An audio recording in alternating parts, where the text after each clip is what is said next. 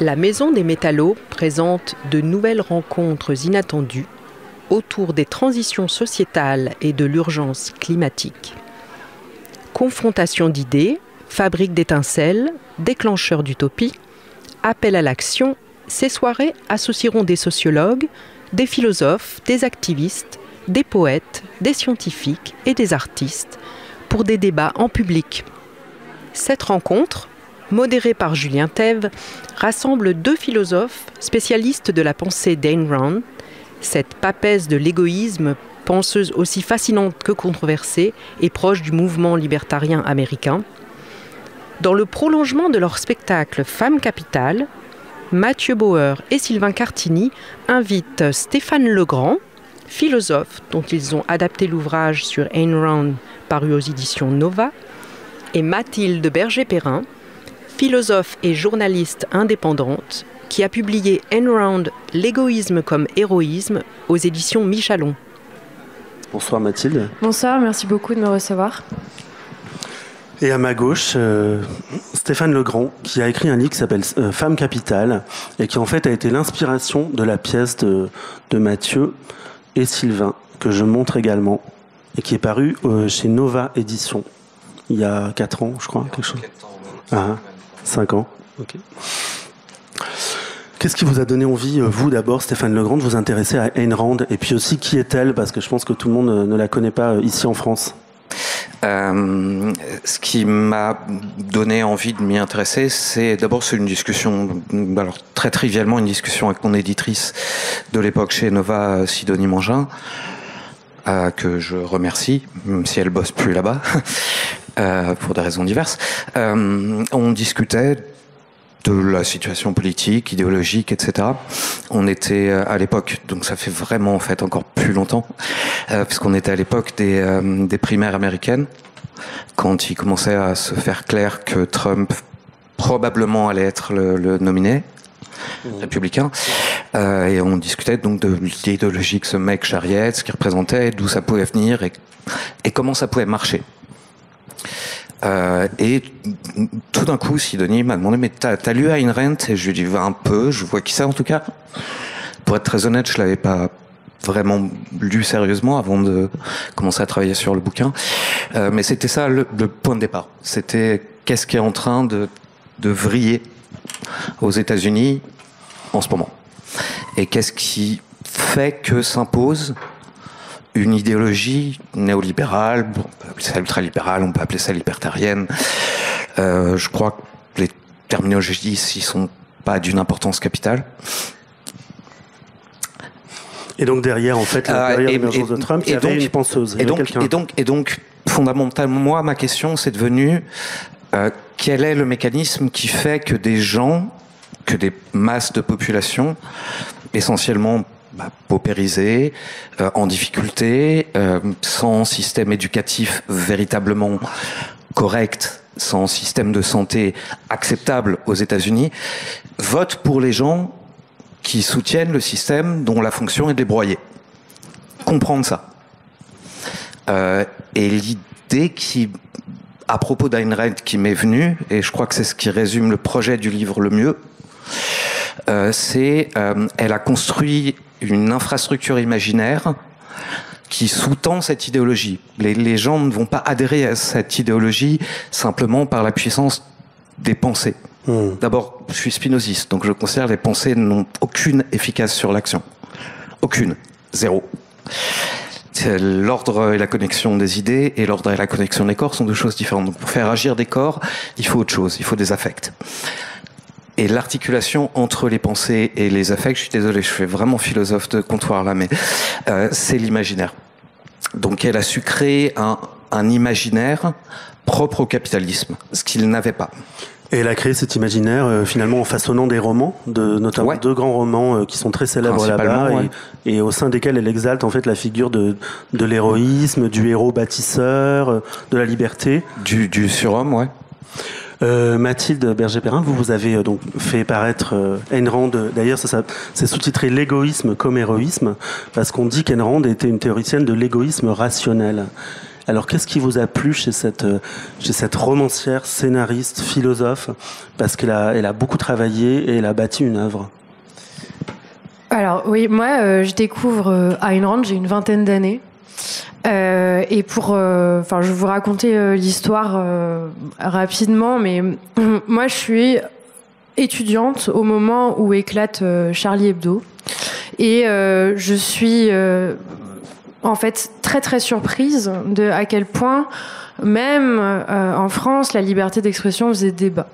Et comme j'étais à ce moment-là à l'étranger, je voyais que c'était beaucoup moins discuté, alors que nous, pays des Lumières, soi-disant, on n'avait pas tous le stylo levé dans la rue. Donc j'étais assez étonnée. Je me suis dit, tiens, c'est marrant, ma définition de la liberté, elle va un peu plus loin que celle que je pensais être la mienne en France. Et donc je me suis renseignée un peu plus et je suis tombée sur une conférence à Prague, mais il y a quelques années avant que je n'y vive, sur la liberté, qui réunissait des étudiants de toute l'Europe centrale, Europe de l'Est, d'Europe centrale. Et je suis très étonnée sur une conférence sur la liberté de voir en fait 30 filles pour 2000 attendings, enfin 2000 personnes qui étaient là. Et je me dis, c'est marrant, la liberté, alors qu'on parle d'émancipation, de féminisme partout, ça n'intéresse pas particulièrement les femmes. Et j'ai un copain qui me met dans les mains donc La Source Vive, un des romans d'Ayn Rand les plus célèbres, en me disant, si, il y en a une. Et elle a inspiré énormément de courants libéraux et notamment les libertariens aussi. Et donc c'est comme ça que je tombe sur un roman long, lourd. Lequel? Donc La Source Vive, difficile à trimballer partout. Mais en fait, moi, ce qui me frappe, c'est que tout d'un coup, Ayn Rand vient proposer quelque chose qui m'était étranger jusqu'ici, c'est-à-dire qu'elle vient discuter, elle vient franchement remettre en question des principes moraux que vous teniez pour acquis, des choses que vous pensiez être normales, qu'il est éthique d'être altruiste, que le capitalisme est mauvais. Et donc tout ça, qu'on y adhère ou qu'on n'y adhère pas, elle vient vous piquer en disant, est-ce que vous savez pourquoi ? Est-ce que vous savez pourquoi vous pensez ça? Et donc c'est ce culte de la rationalité, de dire il y a toujours une raison à tout, et si vous n'avez pas de raisons qui sous-tendent vos principes moraux, sont-ils encore moraux en fait? Et donc moi ça m'a intriguée parce que j'avais jamais rien lu de similaire, et par ailleurs je pense que c'est aussi ce qui séduit la plupart de ses lecteurs, qu'ils l'aiment ou qu'ils ne l'aiment pas. Elle crée en effet des héros qui sont un idéal humain, qui parlent en fait énormément, qui sont hyper intègres intellectuellement, qui ne font aucune concession à un ordre établi ou à des dictates sociaux, et donc ça c'est disons que c'est très appétissant quand vous lisez un roman, mais comme en fait elle reprend un thème très romantique en réalité, cette sorte de personnes seules contre tous. Et donc ça plaît. Par ailleurs, ce sont des très bons romans, hein. C'est spectaculaire. L'écriture est discutable, mais en tout cas, c'est des romans où il y a beaucoup de spectacles. Ça relève parfois du western. C'est vraiment intéressant. Et après, donc quand vous discutez avec les gens qui la connaissent, déjà vous apercevez que c'est un petit monde. Il n'y a pas grand monde qui connaît bien Ayn Rand, qui sait qui elle est en France. Et aux États-Unis, en revanche, c'est une rockstar, on la connaît partout. Elle est extrêmement controversée, mais elle est dans la culture populaire, c'est-à-dire qu'il y a quand même 2 épisodes des Simpsons qui lui sont consacrés. Dans la série Mad Men, on parle d'elle. Dernier en date, Ted Lasso, qui est la série la plus regardée sur Apple ces derniers temps. Ted Lasso dit que La Source Vive est son roman favori. Donc elle est très connue, et nous finalement on ne sait pas bien qui c'est. Et elle a donc, pour répondre à ce que vous disiez, théorisé ce qu'elle appelle l'égoïsme rationnel, qui relève de sa philosophie dont elle est créatrice, qui s'appelle l'objectivisme. Et je pense qu'on développera ça un peu plus tard. Ouais, avec plaisir. Est-ce que je peux, mais alors très brièvement et sans malice, une question. Parce que vous êtes parti d'une anecdote que j'ai trouvée très intéressante et très humaine. Est-ce que vous définiriez Ayn Rand comme féministe? Alors, excellente question. C'est très intéressant parce que Bon, Ayn Rand n'a jamais eu la cote auprès des féministes. Elle en est contemporaine. Hein. Ayn Rand vit aux États-Unis. Donc pour resituer, parce que je sais pas si on a présenter un peu son parcours de vie aussi, ce qui serait quand même intéressant pour que vous puissiez la visualiser. Vous voulez raconter un peu déjà peut-être son histoire aussi? Alors ouais, par contre, je tiens vraiment à répondre à cette question ensuite, mais pour en revenir à, donc je vais faire rapidement son histoire, comme ça on a à peu près tous les mêmes bases. Donc Ayn Rand, elle est née en 1905 en Russie. Elle meurt en 1982 aux États-Unis. C'est une fille issue de la bourgeoisie juive russe. Elle vit à Saint-Pétersbourg et elle va connaître donc la révolution bolchevique dans son pays. Et donc son père va être déchu en fait de son statut puisqu'il tenait une pharmacie et ça va être petit à petit confisqué par l'État. Ils vont devoir fuir aussi, donc enfin en Crimée puis revenir, et quand ils reviennent, Ayn Rand avec ses frères, avec ses deux sœurs et sa famille, va connaître la misère, le collectivisme. Le collectivisme. Ils vivaient donc dans l'appartement où ils étaient propriétaires. Ils se retrouvent à vivre dans une seule pièce. Ils partagent ça avec. Alors, par contre, collectivisme, misère, c'est pas des synonymes, hein, juste. Non, je parle de une agression personnelle, hein, c'est juste. Non, je parle de l'histoire d'Ayn Rand, en l'occurrence, qui était en tout cas, je crois que son père, pharmacien, connaît quand même pas mal de déboires dus à la révolution. Absolument, russe, oui. Non, mais je suis marxiste, mais pas marxiste obtus. Je sais qu'il y a eu des problèmes, oui. Et donc, à partir de là, elle commence à émigrer, c'est ça? Donc, en fait, Ayn Rand va réussir à émigrer aux États-Unis. Alors là aussi, c'est assez romanesque puisque donc elle va quand même pouvoir poursuivre une scolarité. Elle fait des études de philosophie et d'histoire justement à dessein de nourrir ses romans, puisque elle décide en fait très très tôt qu'elle sera auteure. Elle a 13 ans quand elle décide d'être auteure et donc ce sera son obsession, devenir auteure. Et elle va pouvoir intégrer les arts, un institut de formation en cinéma qui servait à faire donc des films de propagande soviétiques. Et par un tour de passe-passe, elle arrive à faire croire à son institut que elle va aller étudier les techniques cinématographiques aux États-Unis. Elle va faire un stage de 6 mois à Hollywood et puis quand elle reviendra, elle saura faire du cinéma comme personne et elle pourra aider le parti. En l'occurrence, c'était déjà une bonne romancière puisque c'est un mensonge conçu de toute pièce qui a fonctionné. Et grâce à... par ailleurs, entre-temps, elle a de la famille aux États-Unis qui va pouvoir permettre de l'accueillir à Chicago. Donc, c'est pas gagné, hein, elle met du temps, elle obtient son passeport, elle arrive en fait, dans un camp de réfugiés à côté de Riga pour pouvoir avoir un petit tampon qui lui permette de voyager. Et là, à nouveau, elle va inventer un bobard pas possible en disant « Non mais je suis fiancée, je vais revenir, je peux pas quitter l'homme de ma vie, vous inquiétez pas », alors qu'elle sait très bien qu'elle ne reviendra jamais. Elle arrive aux États-Unis donc en 1926. Elle est une très jeune femme à ce moment-là. Elle va passer 6 mois donc dans sa famille à Chicago.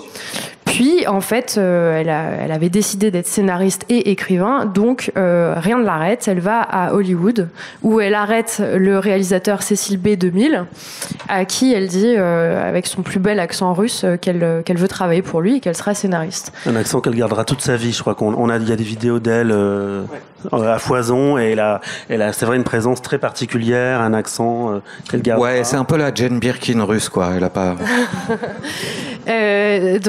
Donc voilà, et au début, elle va en fait accumuler les petits boulots, et puis à un moment, elle va véritablement devenir scénariste. Et il y a un scénario qui va fonctionner, et surtout une pièce de théâtre qui va être jouée donc en 1936. Et à partir de ce moment-là, la pièce de théâtre cartonne. Elle est jouée à Broadway, et grâce à cette pièce, elle va pouvoir en fait avoir suffisamment d'argent pour commencer à écrire son deuxième roman, La Source Vive. Son premier roman étant Nous les vivants, qui est publié aussi en 1936, mais qui à l'époque ne rencontre pas du tout de succès puisqu'on ne sait pas qui elle est, on ne la connaît pas. Et en 1957, elle va écrire La Grève, donc là qui est le plus gros roman, le plus célèbre, dont on pourra reparler.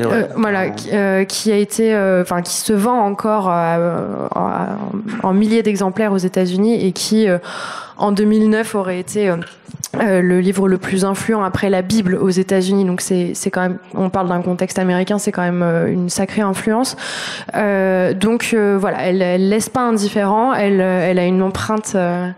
Elle a une empreinte très importante aux États-Unis.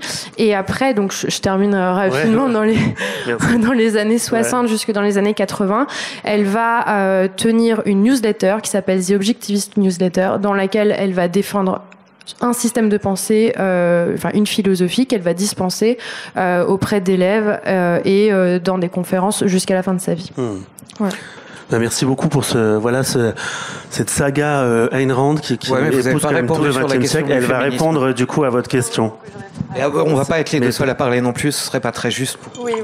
Mais cette question-là, je voudrais que vous répondiez, si ça vous ennuie pas. Alors, Ayn Rand n'est pas féministe. D'ailleurs, elle se définit elle-même comme male chauviniste. Donc, on n'est pas tout à fait sur le. Elle est absolument pas féministe. En revanche, elle l'est malgré elle, en fait. Et il y a beaucoup de choses à dire. Là-dessus. Donc, tout de suite sur les arguments qui discréditent l'idée selon laquelle Ayn Rand serait féministe, c'est que en effet, ces héroïnes dans les romans se font violer, donc à 2 reprises, une fois dans The Fountainhead et la seconde fois dans La Grève. Les 2 héroïnes ont des rapports sexuels soumis avec des hommes qui les violentent quasiment. Il se trouve que c'est plus ou moins consenti, c'est un peu...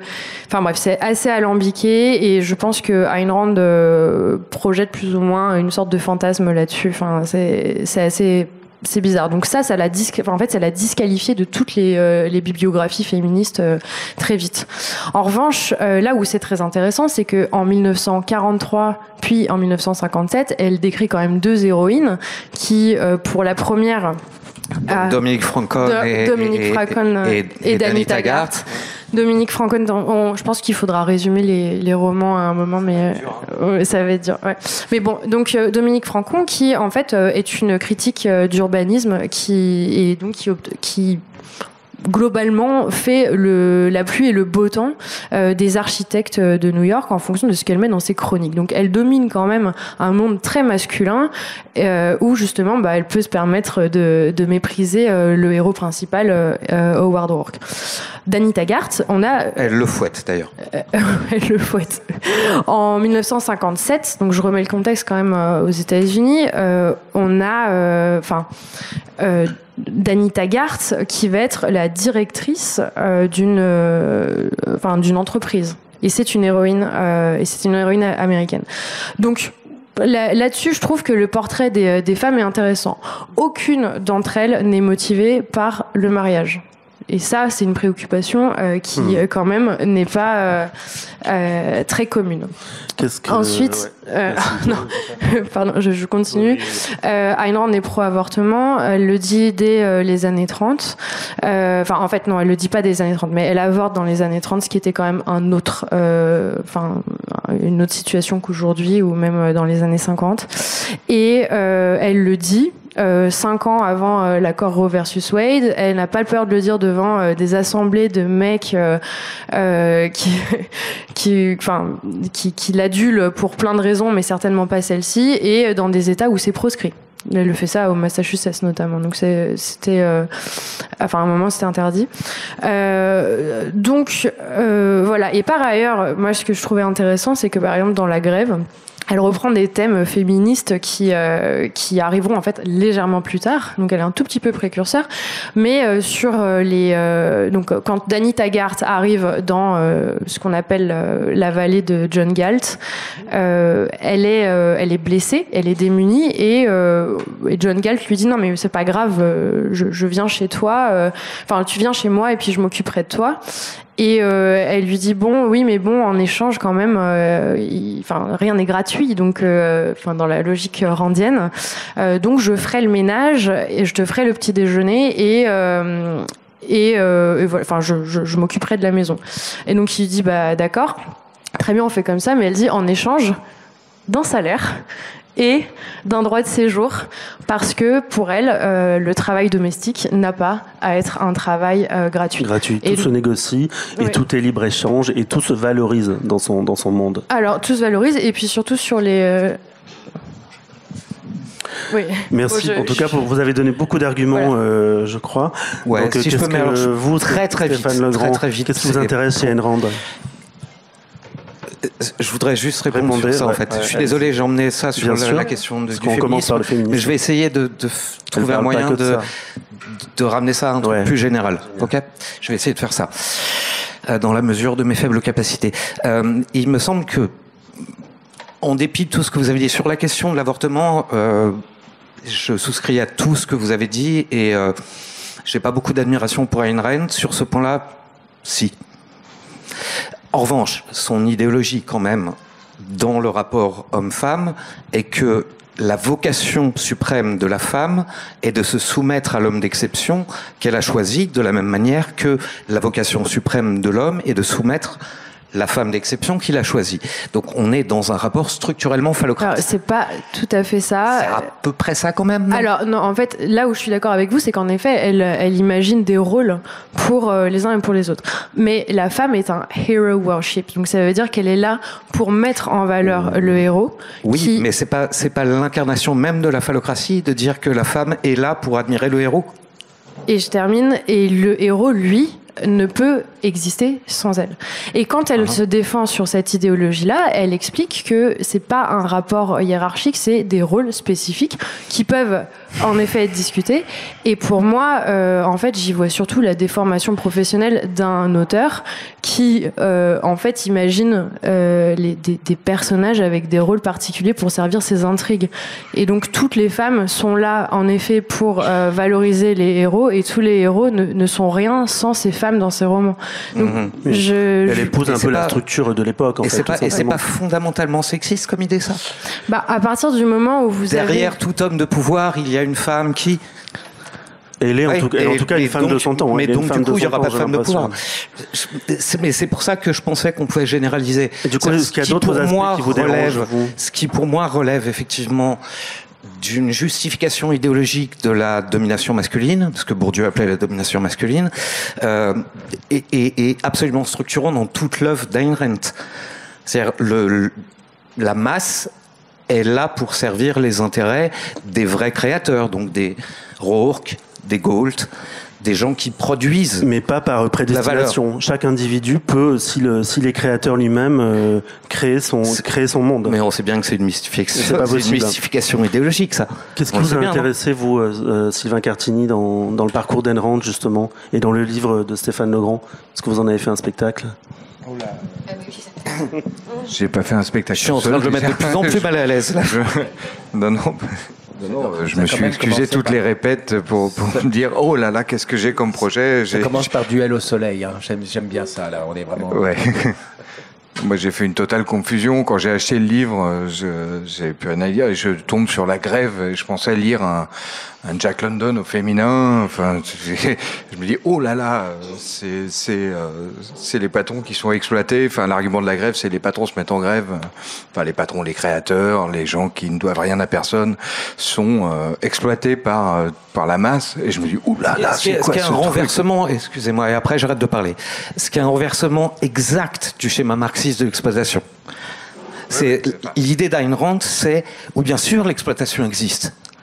Celle des fortunés, des riches, de la grande industrie, par la masse des improductifs, comme disait notre cher président, ces gens qui ne sont rien, et qui, sans évidemment les gens comme Macron, comme Bernard Arnault, comme Vincent Bolloré, ne seraient rien.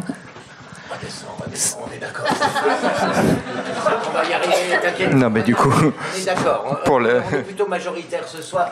Bon, donc je m'énerve pas. Non, pas tout de suite, Il y a de quoi être énervé. Moi, j'ai été énervé tous les soirs quand Sylvain m'a demandé de monter ce truc-là. On redescend. Bon. Vas-y, Sylvain. Pour la blague. Prendre 3 blancs. Donc vous avez lu La Grève et vous avez été étonné pour par la blague, ce j'ai acheté livre. le bouquin parce que j'avais plus rien à lire pour aller à la fête de l'humain. Il y a eu une vraie confusion et je tombais des nues à chaque fois. Enfin, je savais pas quoi faire de ça. Je connaissais pas du tout cet auteur. Vous êtes ce que vous faites de votre argent. Enfin, c'est En tout cas, ce que vous construisez, ce que vous bâtissez, vous êtes votre accomplissement. J'ai l'impression que.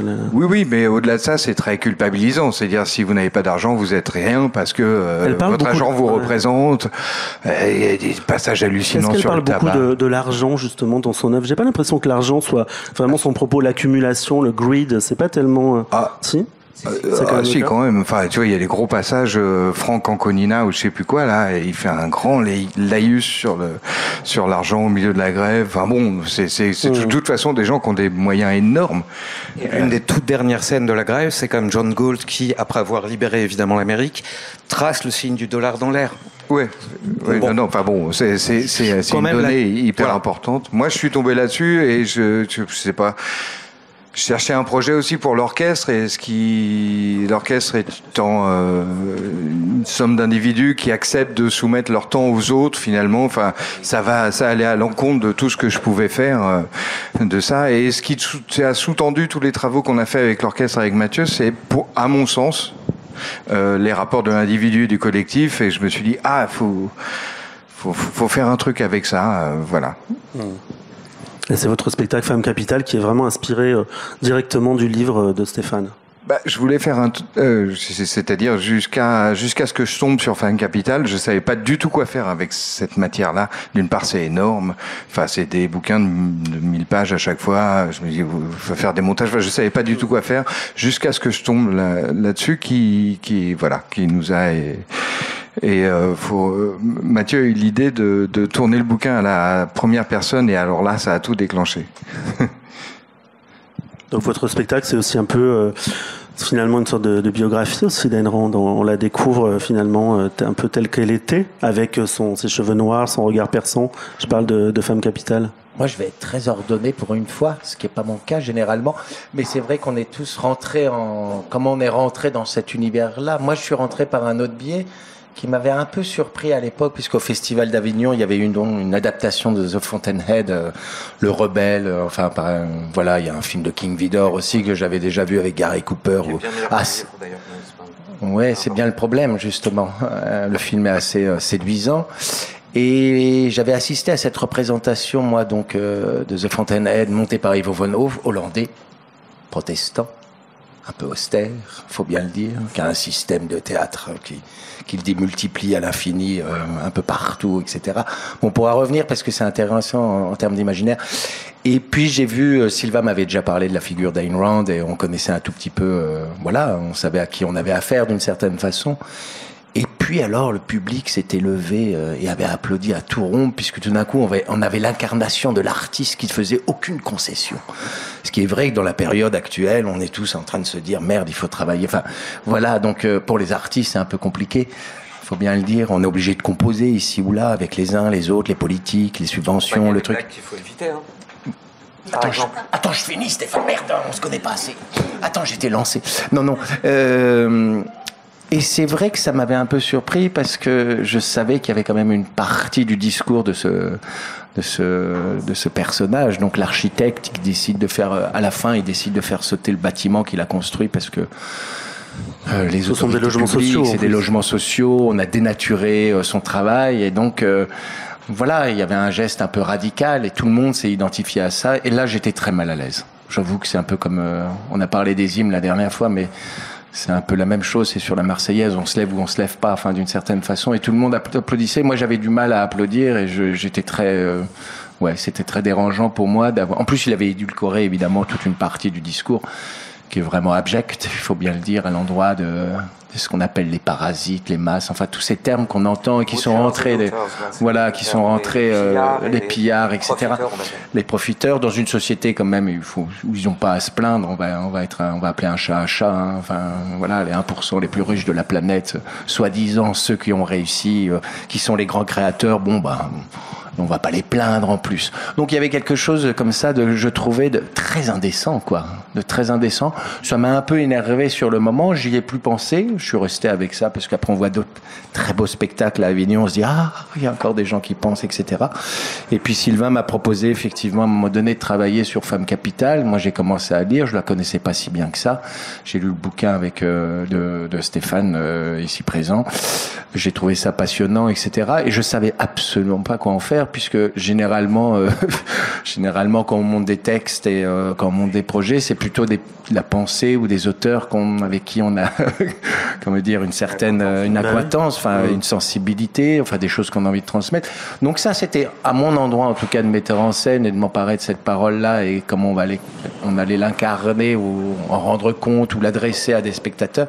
Là, ça devenait un peu passionnant. Je me suis fait un peu des cheveux blancs et je me suis, oui, il y a des soirs où c'est compliqué après. C'est voilà comment on met en scène. Mais enfin clairement, c'est un ennemi pour moi. Enfin, je veux dire pour Sylvain aussi. Je veux pas revenir sur toutes les polémiques. Là, je vous laisserai entre spécialistes, etc. Mais il y a quelque chose qui est l'incarnation. En tout cas, cette femme incarne le monde dans lequel on est d'une façon ou d'une autre. Sur le plan, certes, sur le plan de l'imaginaire et de la mythologie. Certes, en côté des États-Unis, on sait comment ils se sont construits, etc., etc. Elle n'a fait que prolonger ça et rendre glamour, entre parenthèses, et je m'excuse pour le terme, quelque chose qui est une machine effectivement à broyer les êtres humains. C'est difficile de rendre glamour quelque chose qui comme finalité et pourtant il a enchanté le capitalisme, il a enchanté le monde des self-made men et des self-made women. Mais on voit bien la fascination, la question de la liberté. Je vois bien encore là ce soir, c'est ce qu'elle incarne comme liberté de parole, liberté de pensée. Elle était en porte-à-faux, mais comme tous les anards de droite aussi. Enfin, je veux dire, à un moment donné, il y a quelque chose d'un peu sulfureux là-dedans, même dans les relations hommes-femmes, sur la soumission. Enfin, on voit bien les romans, c'est des romans de gars. Enfin, c'est 50 nuances degrés. Voilà, tout d'un coup, on se fait prendre violemment par derrière, etc.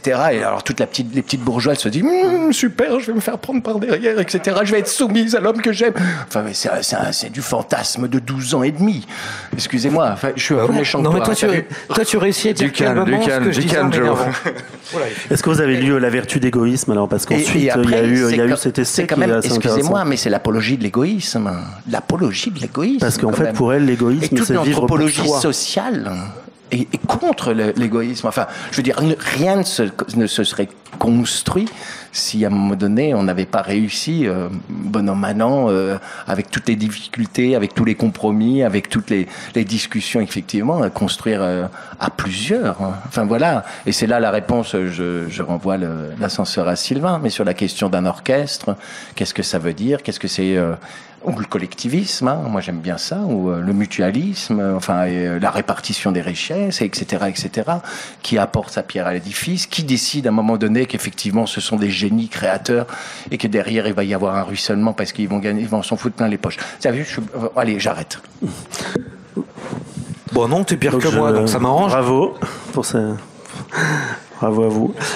Je voulais montrer ce livre aussi, La vertu d'égoïsme, qui d'ailleurs a été analysé au Métallo ces jours-ci dans le cadre d'un arpentage. En fait, il y a eu une lecture collective qui a été faite par différentes personnes participantes.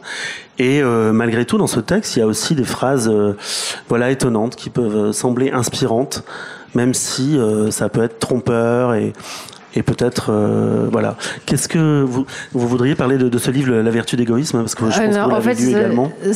Ça vous ennuie pas, j'aimerais revenir un peu sur la discussion qui est passée. Et répondre à ce que vous avez entendu. Déjà, donc moi j'ai lu votre livre, j'ai vu votre pièce aussi, et je trouve qu'il y a d'énormes contresens dans ce que vous avez réinterprété d'Ayn Rand. Donc je vais vous donner mon point de vue. Donc je suis pas du tout une fanatique d'Ayn Rand. D'ailleurs, si vous lisez mon livre, vous verrez que je suis critique. Mais je trouve qu'il y a des choses qui sont pertinentes et des choses à côté desquelles la plupart de ces détracteurs passent.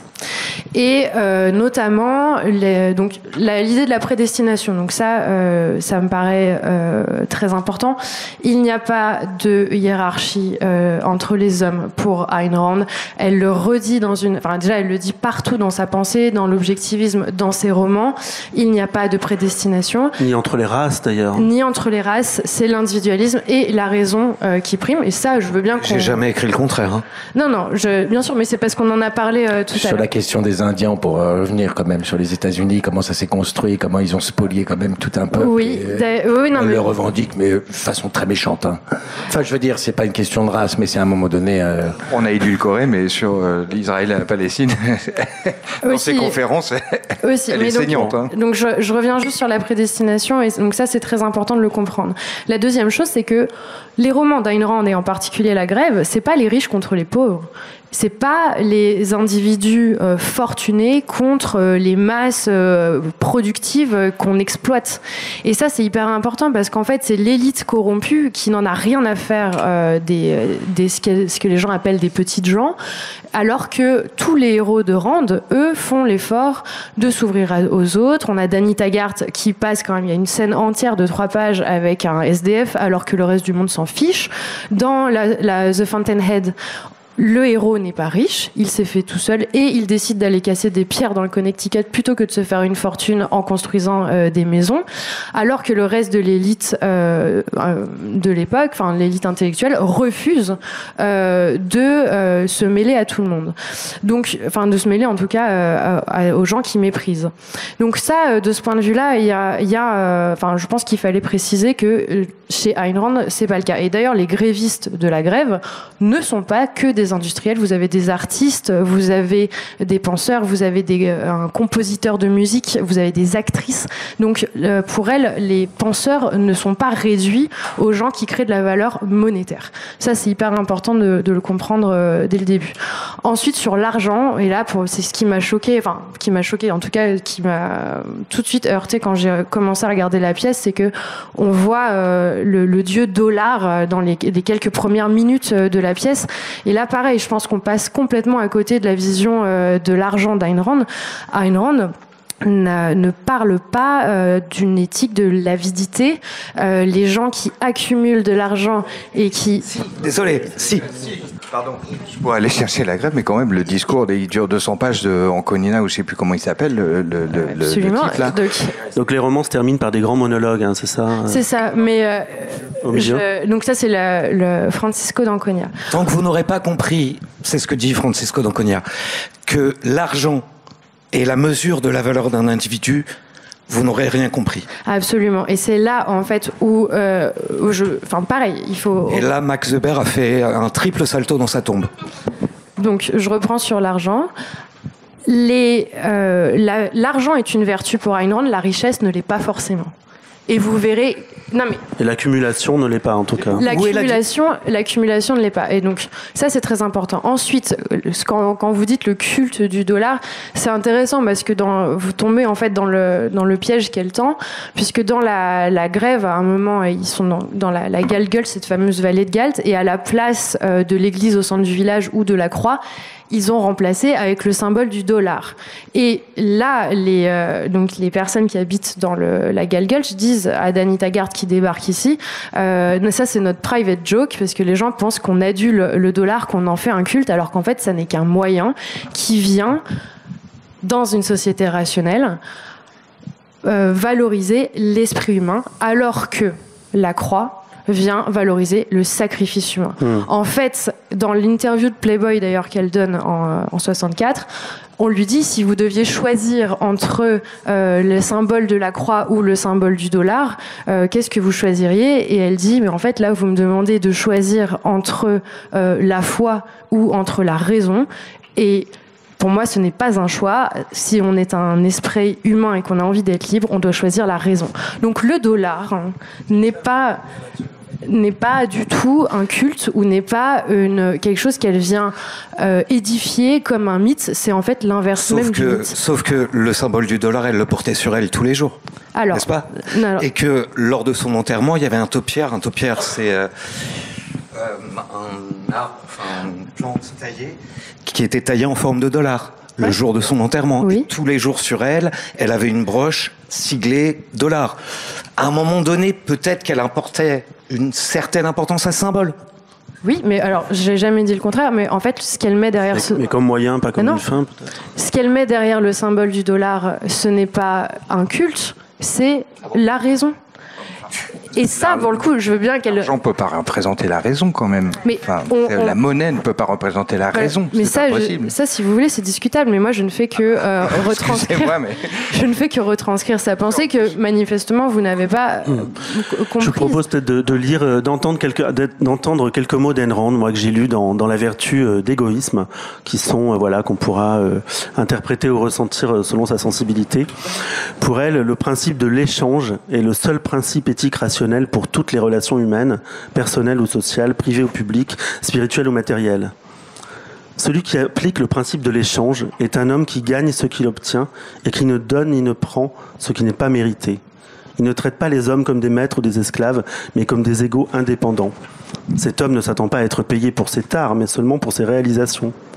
Il ne reporte pas sur les autres le fardeau de ses fautes et n'hypothèque pas sa vie pour supporter les leurs. Et après, elle parle de l'amour, et ça m'a amusé. Elle dit « L'amour, l'amitié, le respect ou l'admiration sont la réponse émotive d'un homme ou d'une femme aux vertus d'un autre ou d'une autre, le paiement spirituel donné en échange pour le plaisir personnel égoïste qu'un homme retire des qualités de caractère d'un autre homme, d'une autre personne. Pour elle, aimer, c'est valoriser. On aime ce qu'on valorise. Donc il y a une sorte de principe économique qui est à l'œuvre dans tout ça, rationnel, rationaliste, qui peut je sais pas ce qu'on peut penser de ça, mais en tout cas il y a une forme de séduction en tout cas dans son écriture. Là, je pense qu'on peut être d'accord là-dessus. Alors vous voulez que je réagisse ou vous voulez réagir peut-être ? J'ai déjà beaucoup parlé, donc je pense que ce serait poli de vous laisser parler. En fait, ce que j'ai trouvé intéressant, et c'est ce qui m'a séduite notamment quand à 20 ans je découvre Ayn Rand, c'était justement les relations affectives qui sont très bizarres parce qu'en fait c'est presque transactionnel, si vous voulez, il y a quelque chose de l'échange et en même temps Ayn Rand, en fait, moi, c'était ça que je trouvais inédit, en tout cas dans la littérature que je rencontrais sur les histoires d'amour romantiques, c'est que tout d'un coup il y avait une condition à l'amour. Et ça s'appelait la responsabilité. Et donc c'est pas un amour sacrificiel où tout d'un coup il faut tout laisser à l'autre, il faut vivre pour l'autre, il faut s'abandonner pour l'autre. Mais c'est en fait non, l'autre doit mériter mon affection. Et pour mériter mon affection, en fait, il doit choisir une hiérarchie de valeurs dans sa vie, essayer de les atteindre au moyen de vertus, donc qui sont les actions qu'on met en place pour poursuivre ces valeurs-là, et être cohérent avec. Et on choisit quelqu'un, non pas parce que c'est lui, parce que c'est elle ou parce que c'est ceci, mais parce qu'il poursuit des valeurs qui me paraissent louables ou qui m'intéressent.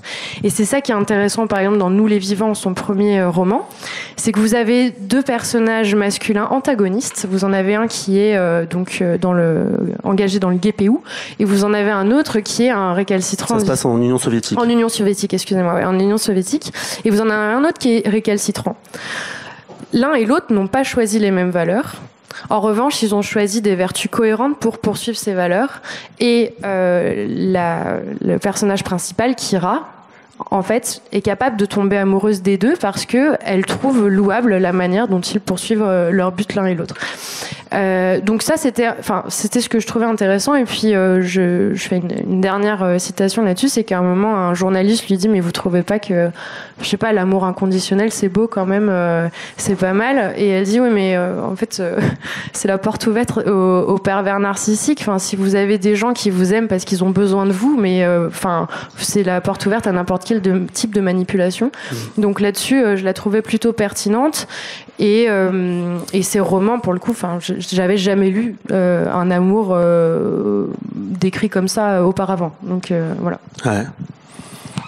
Donc voilà, l'échange gagnant-gagnant, rationnel et néanmoins romantique. C'est une romantique rationnelle. Pour citer un ami à moi qui s'appelle David, I understand your point of view. Est-ce qu'il y aurait des questions éventuellement à ce stade dans la salle à propos d'Ayn Rand ou de ce qu'on vient d'entendre ? Peut-être, je ne sais pas s'il y a des micros. Ou... Je vais rester quand même au bord. Vous avez dit, et vous l'avez y compris à la radio, que Ayn Rand utilisait son art pour rendre le libéralisme sexy. Ce qui est par ailleurs aussi d'autres idéologies n'en sont pas exemptes, notamment en URSS. Il y a eu des films magnifiques qui ont été faits à la gloire de l'idéologie communisme. Est-ce que vous ne trouvez pas, c'est un peu une question rhétorique, que en fait Rand, en grande cinéphile qui a dévoré dévorer des films qui a été à Hollywood ne s'inscrit pas dans une tradition parfaitement hollywoodienne de héros seuls contre tous, avec la figure de Gary Cooper, le western, etc. Donc au fond, Hollywood n'a pas attendu Ayn Rand pour faire ça. Et la mythologie américaine, ou dans les films de Minnelli, l'artiste incompris, etc., il y en a partout. Comme un torrent, la vie passionnée de Vincent Van Gogh, il y a les ensorcelés, enfin les artistes qui sont infernaux et qui sont incapables de rendre jugés dans les ensorcelés. Enfin, je veux dire, la figure de Kirk Douglas est quand même imbuvable. Hein. Enfin, oui, mais tout le monde l'adore. Et il y a une suite. Non, mais on le glorifie pas. Enfin, je veux dire. Ou comme un Renan, ça finit que c'est comme un torrent, c'est fini tragiquement. Enfin voilà, il y a l'idée du loser aussi qui est derrière. Il y a toujours le contrepoint. Il y a Dean Martin qui est pas loin de Frank Sinatra. Si on parle vraiment du film, il y a vraiment deux personnages principaux. Et voilà. Donc sur Minnelli, j'irai pas jusque là. Après oui, évidemment, je vois bien le pouvoir de séduction qu'ont les États-Unis, la mythologie qu'ils ont réussi à créer à partir de leur pays. Ben c'est sûr, on est tous. Ouais, qui font des meilleurs films souvent que les Américains d'ailleurs. C'est assez rigolo. Enfin bon, bref, on va pas revenir sur Lou Beach et consorts et tout ça. Voilà, oui, le western, mais il y a des westerns aussi obscurs, il y a des westerns beaucoup plus complexes.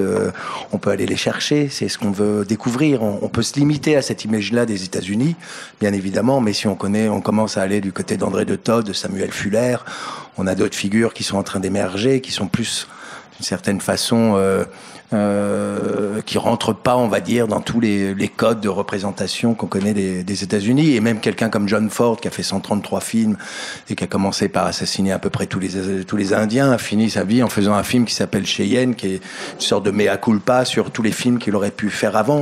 Voilà. Donc là-dessus, sur le cinéma, ça a été une usine à rêve. Hein. Et c'est une industrie, ils l'ont bien compris, ils l'ont mis en place. Et le cinéma, en tout cas américain, a eu cette chose absolument incroyable de faire une usine à rêve, mais ça reste de l'industrie quand même. À l'intérieur de ça, dans ce système-là, il y avait des francs-tireurs, il y avait d'autres films, il y avait des films de série B, il y avait une politique des auteurs. Enfin voilà, on peut regarder après à plein d'endroits, et c'est pas exactement la construction telle que nous on l'imagine ou on la projette effectivement d'un John Wayne triomphant avec sa Winchester. Il y a d'autres figures. Tous les films d'Anthony Mann avec James Stewart sont absolument remarquables. C'est des anti-héros magnifiques, c'est des losers magnifiques, c'est des perdants magnifiques. Clint Eastwood en a fait aussi, pourtant c'est un mec de droite, mais José Wells hors la loi. Il y a aussi des losers, des perdants magnifiques. Ce que je veux dire, c'est ce pouvoir de séduction, enfin en tout cas moi dans la mise en scène, c'est ce que j'ai essayé de comment cette pensée-là, malgré tout, qu'a triomphé, hein. Parce qu'il faut pas qu'on se leurre, parce que là on est, je suis désolé, on est un peu remonté, mais c'est quand même cette pensée qui a triomphé. Quelle est l'influence justement, l'influence de non, mais c'est là où on est encore naïf, on doit se défendre, etc. Mais pour l'instant, jusqu'à preuve du contraire, c'est quand même les élus ou les élites ou les grands de ce monde qui dirigent et gouvernent, qui gouvernent nos pays. Enfin, je veux dire, encore une fois, je regarde aujourd'hui les élections en Argentine, j'ai l'impression de voir un clone, grosso modo. Ouais, c'est pas vraiment l'élite, quoi, pour le coup. Non, mais voilà, c'est le pognon en tout cas. Enfin, ils y vont à coups de. D'arguments qui sont. Quand vous dites ça, on en parlait tout à l'heure. Alors juste pour dire que la formule le capitalisme avant Ayn Rand n'avait jamais su se rendre sexy, c'est de moi. Donc, mais bon. Ok. Vous collez. Ouais, ok. Bah ça me va très bien. Mais on en parlait tout à l'heure. L'Argentine, c'est un cas particulier à l'intérieur de ce qu'est l'Amérique du Sud pour les États-Unis, c'est-à-dire pendant des décennies, un laboratoire d'expérimentation pour le néolibéralisme. Ouais. Et donc, bon, c'est un... Ils ont fait avorter quand même un certain nombre de révolutions, on le sait tout de même. Non, je crois que Pinochet est mort d'une crise cardiaque spontanée. Donc Ayn Rand, elle a été très influente effectivement pour la diffusion du néolibéralisme, parce qu'elle trouvait qu'il y avait trop d'États. Enfin, dans les années 60, il y avait encore trop d'États pour elle, donc les Reaganomics et tout ça, elle a été très influente. Il me semble que les gens qu'on appelle les Chicago Boys. Voilà ce que vous disiez tout à l'heure. Elle continue. Des gens qui étaient influencés par l'idéologie, pas par elle directement. Encore une fois, il faut exonérer les acteurs et voir les structures, mais elle était quand même... bon. pour un capitalisme de laisser faire. Pour elle, il y avait encore trop de régulation. L'État. Alors, elle n'était pas complètement libertarienne. Mais pas libertarienne, dans le courant de l'anarcho-capitalisme. Est-ce qu'on peut parler un peu des libertariens, justement? Parce qu'on parle souvent des libertariens. Je pense que vous êtes plus compétente que moi. Alors, je peux juste finir sur un truc. On est quand même la génération. On est arrivé en 78. Margaret Thatcher arrive au pouvoir. Ronald Reagan un an plus tard ou en 80, en 79, 2 ans plus tard 80. Enfin 79 ou 80. Enfin voilà. Mais c'est l'émanation quand même de toute cette pensée. Voilà. Et les cartes.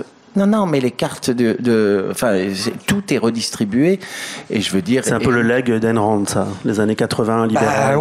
Et Mitterrand qui en 83 déconstruit le socialisme totalement, qui trahit une bonne fois pour toutes. Et c'est Schröder, et c'est Tony Blair, et c'est tous ces gens qui ont détruit la gauche. Et tout le monde s'est converti à l'économie de marché, et d'une façon, mais d'une bestialité absolument incroyable quand même.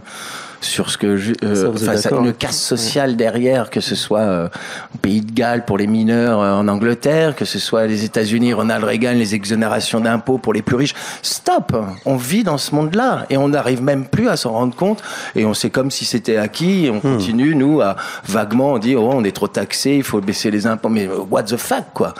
Stop, non mais c'est vrai, à un moment donné il faut arrêter les conneries. Elle a été influente par rapport à ça. Elle continue à être influente aujourd'hui, puisqu'on parlait des libertariens. Qui sont les libertariens, et est-ce que ce sont des descendants d'Ayn Rand ou pas tout à fait, justement? Non, je vais juste répondre un petit peu à ce qui s'est dit là. Donc la première chose, c'est que Ayn Rand, en tout cas puisque on parle de ça, Ayn Rand n'a pas voulu donner corps, donner un mythe au capitalisme. Et ça, je pense que c'est hyper important de le comprendre. Ayn Rand n'a jamais voulu créer un mythe pour le capitalisme. Le capitalisme est une conséquence de sa pensée et de sa perception, de sa vision de l'homme parfait. Et tous ses romans et sa philosophie, c'est de créer l'idéal humain qu'elle pense être le modèle que nous devrions poursuivre. Le capitalisme n'en est qu'une conséquence. Elle n'était pas utilitariste, elle vomissait les utilitaristes, et donc tous ceux qui défendaient le capitalisme parce que justement ça marche mieux, ou parce que ce serait vertueux parce que ça marche, elle disait qu'ils étaient immoraux parce qu'ils mettaient un objectif de résultat avant même un objectif ontologique de respect de la nature humaine telle qu'elle la voyait elle. Donc là-dessus, Ayn Rand n'a pas fait, en tout cas si elle l'a fait c'est malgré elle, mais elle n'a pas voulu créer de propagande capitaliste. Si elle l'a voulu, elle l'a dit. C'est-à-dire ? Nous devrions, c'est une phrase, je cite de mémoire, mais nous devrions comprendre ce que les rouges, the Reds, ont compris depuis longtemps, que nous pouvons utiliser l'art comme instrument et véhicule de nos idées. Absolument. Je ne l'ai pas inventé cette phrase. Une petite parenthèse, elle était très anticommuniste. On n'a pas parlé de ça. La question, c'est que son histoire. Ayn Rand ne veut pas combler un manque dans la tradition libérale qui serait celle de créer un mythe sexy du capitalisme. Ce n'est pas son but. Et la phrase que vous dites, en fait, pour elle, et le communisme et tous les collectivismes et les totalitarismes, selon elle, ne respectent pas ce qu'elle imagine être la nature de l'homme. Et ça, on peut le discuter, parce que la vision qu'elle a de la nature de l'homme est tout à fait discutable. Mais c'est ça son objectif premier. Et sa défense du capitalisme, c'est celle-ci. Et par exemple, elle déteste, on parlait des libertariens, elle déteste les libertariens, elle les traite de hippies qui n'ont rien compris, précisément parce que ce sont des gens qui veulent tout d'un coup, en quelque sorte, imposer la liberté à tout le monde sans que les gens aient adopté le fameux code moral pour comprendre pourquoi le capitalisme serait vertueux. Et pour Ayn Rand, c'est clair, et c'est rabâché pour le coup dans le discours de John Galt, ce qui est subi n'est pas moral, ce qui n'est pas choisi est immoral, c'est assez clair. Et donc, c'est aussi pour ça que sa participation dans la vie politique est quand même compliquée, parce que personne ne veut adopter son code moral. Et donc, c'est ça qui la dérange le plus. Quel code moral ? L'objectivisme. Ouais. Donc, celui qui interdisait à ses disciples de ne pas fumer parce qu'elle fumait ? Celui-là, par exemple ? Alors ça fait partie de... Si vous avez lu le livre, il y a un petit passage où je cite les 10 articles. Oui, j'ai lu. 2 fois. On peut les lire, c'est à mourir de rire. Qu'est-ce que tu fais Auquel il fallait adhérer, aussi très lucratif. Auquel il fallait adhérer pour rejoindre la secte objectiviste. Oui, mais ça, si vous voulez, Ouais, c'est ça le code moral. Non, c'est pas ça le code moral. Le code moral, c'est celui qu'elle explique dans l'objectivisme. Objectivisme, par ailleurs, auquel vous ne consacrez rien. Vous ne décrivez pas sa pensée philosophique. Il y a un appendice, s'il vous plaît, où vous n'avez même pas développé les 4 points de l'objectivisme. Philosophiquement, je suis médiocre et mal formé. Non, je pense pas. Mais justement, moi, je trouve que les parties les plus intéressantes dans votre livre sont justement quand vous critiquez l'objectivisme et ce point de vue philosophique, parce que pour moi, c'est là où il y a le plus de failles dans sa pensée. Donc, c'est ça qui est intéressant. Après, alors ça, c'était très drôle, parce que pour moi, c'est ce qui... Parce qu'il y a plein de failles dans sa pensée. Bien sûr qu'il y a des failles dans sa pensée, et surtout, en fait, dans son système de pensée objectiviste, sa philosophie. En revanche, ce qui est drôle, donc, c'est qu'en effet, dans les années 60, il y a Nathaniel Branden, son élève, qui va créer avec elle un institut, le Nathaniel Branden Institute, qui en effet va devenir un peu délirant. Alors là, comme institut. Ça vire à la secte totale. Et en effet, les 10 principes. Je peux en citer un. Le premier ou le deuxième sont excellents. Non, on les a mis en musique. Nous, c'est un peu plus rigolo parce qu'on les fait passer. Mais si on s'attarde un tout petit peu, c'est du délire, quoi. Ayn Rand est le plus extraordinaire être humain ayant jamais vécu. Premier commandement. Deuxième, Atlas Shrugged, c'est-à-dire la grève, est le plus grand accomplissement humain dans l'histoire du monde. Vous voyez un peu Enfin, c'est du délire, hein, quand même. Troisième, non mais je vais arrêter. Elle a quel âge? Elle a 70 ans déjà, quelque chose comme ça, non? Ah pardon. Non mais ça c'est pas de toi. Hein. C'est à la fin de sa vie. Ça c'est d'Ayn Rand. Non, c'est Nathaniel Branden. Oui, elle a déjà un certain nombre d'années. C'est ça qui a ramené quand même énormément d'argent. Enfin, derrière, elle a édité des cassettes, elle a fait des conférences. Bien sûr. La secte objectiviste a réussi à se faire du pognon là-dessus. Cassette que j'ai écoutée, notamment je suis tombé sur pour être un bon objectiviste. Vraiment maso en fait. C'est la première fois où j'entendais parler d'enfants. D'ailleurs, il n'y a jamais d'enfants, les gens ne mangent pas. Bah, c'est normal, puisque il faut s'en occuper, du coup. C'est un enfant, ça sert à rien. Ou alors, il se fait tout seul dans son idéologie objectiviste. Et du coup, il y a un enfant qui... Alors, c'est un exemple qui est pris comme une secte de développement personnel. Tu vois... C'est comment devenir un bon objectiviste, entre parenthèses, un bon être humain. Et alors, il y a un enfant qui écrit à sa mère depuis une colonie de vacances. Et après, c'est démonté. Alors, il explique qu'il aime sa mère ou je sais plus quoi. Enfin, et après, il y a le Nathaniel Branden ou je sais pas qui dit vous voyez, ce type-là sera jamais un bon objectiviste. Il est attaché à sa mère. L'amour de sa mère l'enchaîne et il pourra jamais être un bon objectiviste. Je me suis dit, l'utopie des années 70. Mais surtout, moi, je pense que c'est la plus grande limite d'Ayn Rand, selon moi, c'est que en fait, quand on lit Ayn Rand, elle a une exigence intellectuelle de la part de son lecteur parce qu'elle lui dit je vais remettre en question tous tes principes et donc tu vas. Je suis désolé. Je veux bien l'entendre à plein d'égards, mais c'est quand même pas mieux que Mary Higgins Clark. Enfin, en exigence de lecture et en rapport humain et même en construction romanesque, ok, c'est écrit sous amphétamine, donc il y a une espèce de fièvre comme ça, et ça dit des choses qui m'ont paru moi tellement hallucinantes que j'ai été fasciné, mais fasciné par l'inverse. Enfin, en termes de dystopie, je suis plus nourri par 1984 qui a été écrit après, qui est à peu près le même genre de schéma, puisqu'elle existe, que par la grève. Je peux comprendre la fascination du nouveau monde, de ça, et ça c'est fascinant, une nouvelle chance pour l'humanité. Enfin, j'ai même trouvé ça la même chose chez Whitman, mais chez Whitman il y a des autres. Et il prend pas ses rêves pour des réalités. Alors, je finis ma... C'est quand même son problème, c'est la virtualité, quoi. C'est juste de dire, mes personnages sont réels parce que vous aimeriez les rencontrer. Là, je dis, non, alors, c'est pas possible. C'est pas ce que je disais, et donc je vais terminer ma phrase.